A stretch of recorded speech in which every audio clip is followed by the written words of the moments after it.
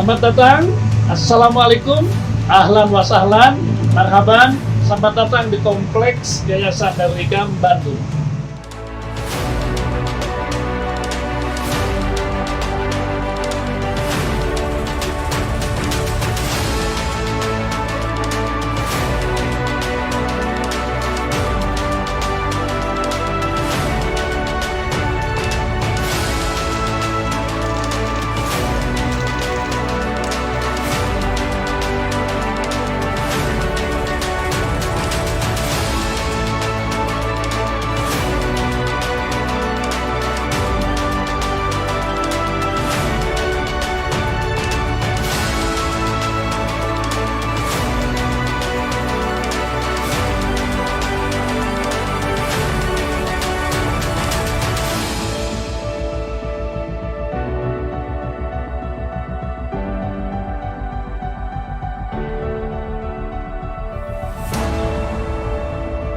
Bismillahirrahmanirrahim. Assalamualaikum warahmatullahi wabarakatuh. Saudaraku, umat Islam dan bangsa Indonesia, saya ingin bicara tentang Yayasan Darul Hikam. Yayasan yang berlokasi kantor pusatnya di Jalan Insinyur Haji Juanda nomor 285 Kota Bandung.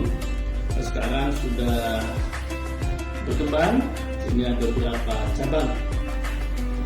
Pendirian Darul Hikam, sejarah dan misi Darul Hikam tidak bisa lepas dari sejarah dan misi pendirinya Kiai Haji Hasbul Hafizi beserta istrinya Hajah Dede Riyati. Mereka adalah murid dari Cokro Aminoto, sehingga visinya juga visi dakwah secara kafah, bidang pendidikan dan dakwah, bidang pemberdayaan umat dan juga bidang politik. Kenapa? Karena faham beliau seperti halnya orang-orang SI bahwa implementasi ajaran Islam harus dilaksanakan melalui pengajaran dakwah, harus melalui sebuah training, sebuah edukasi, dan dalam istilah Serikat Islam adalah kursus, ya, karena itulah mata pendidikan, dan juga harus melalui gerakan-gerakan dan tindakan-tindakan politik. Beliau dulu di Serikat Islam itu pernah diskor oleh presidennya Aruji Kartawinata. Kenapa? Karena Pak Hasbul Hafizi termasuk yang memprotes ketika Serikat Islam berkolaborasi dengan PKI dalam konsep Nasakon. Setelah beliau diskor dari Serikat Islam, maka kemudian beliau fokus kepada bidang yang tadi, bidang pendidikan, bidang dakwah, dan bidang pemberdayaan umat melalui sebuah yayasan yang beliau beri nama Yayasan Darul Hikam. Nama Darul Hikam, ya, yang didirikan tahun 66 itu sempat menjadi fokus. Kenapa? Karena namanya Darul Hikam. Saat itu jarang sebuah yayasan, sebuah masjid yang nama depannya Darul, gitu kan? Kenapa? Karena agak dicurigai saat itu dengan diidentikan atau diafiliasikan kepada Darul Islam. Pandangan miring itu agak netral sedikit di akhir-akhir Pak Harto ketika di STPDN, di IPDN oleh Jenderal Rudini kalau tidak salah, ya, dibentuk dan dibangun sebuah masjid dengan nama Darul Ta'aruf atau Darul apa di STPDN saya lupa, tapi namanya adalah Darul juga. Nah, itu adalah pandangan kemudian menjadi agak netral. Di Darul Hikam fisiknya itu didirikan tahun 66, beberapa saat setelah kegagalan gerakan G30S PKI. Ya, ini masjid pertama ada di belakang.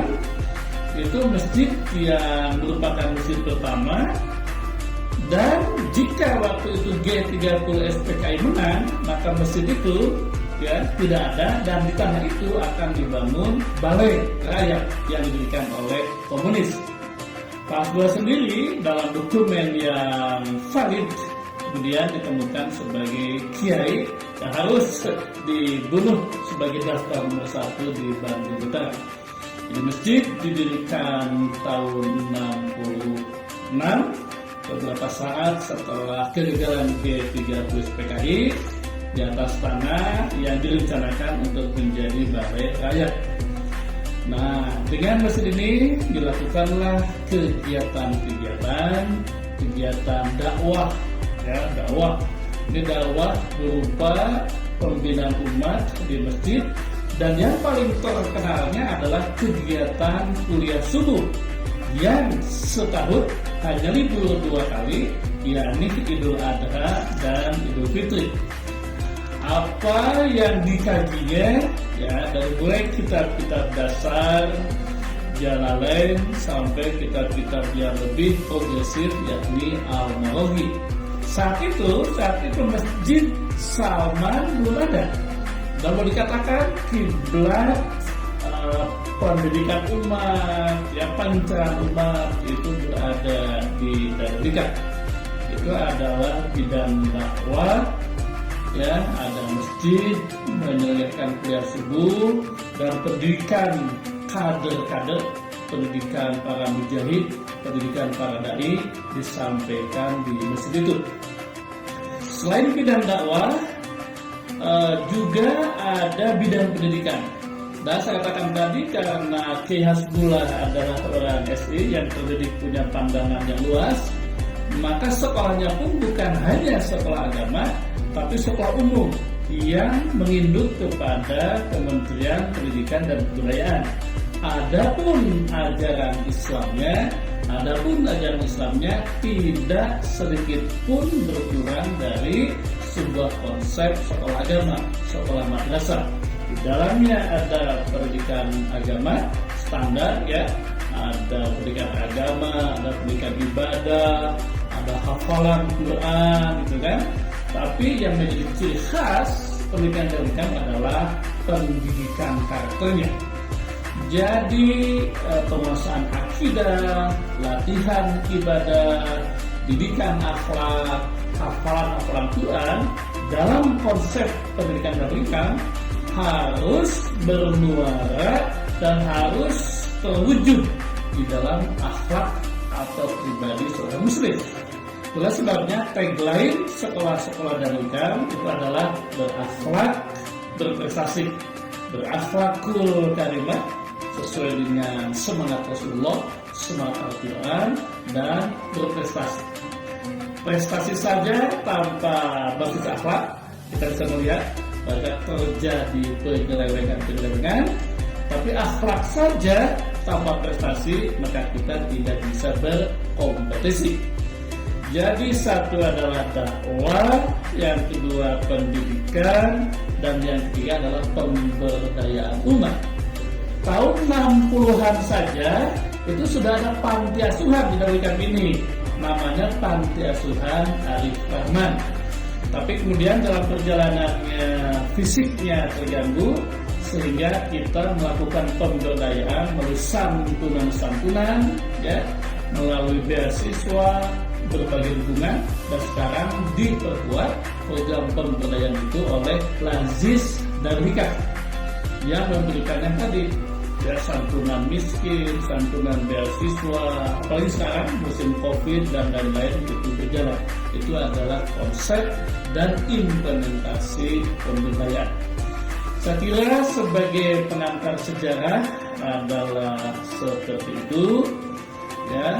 Jadi ini adalah yayasan perjuangan, dan kami sekarang, saya adalah generasi kedua mendapatkan amanat seperti halnya amanat orang-orang di Muhammadiyah, ya, hidupkan yayasan Darul, dan jangan cari hidup di Darul. Itu adalah amanat bagi para pengurus. Saya Dr. Sodik Mujahid sekarang mendapat amanat sebagai ketua yayasan Darul. Terima kasih. Assalamualaikum warahmatullahi wabarakatuh.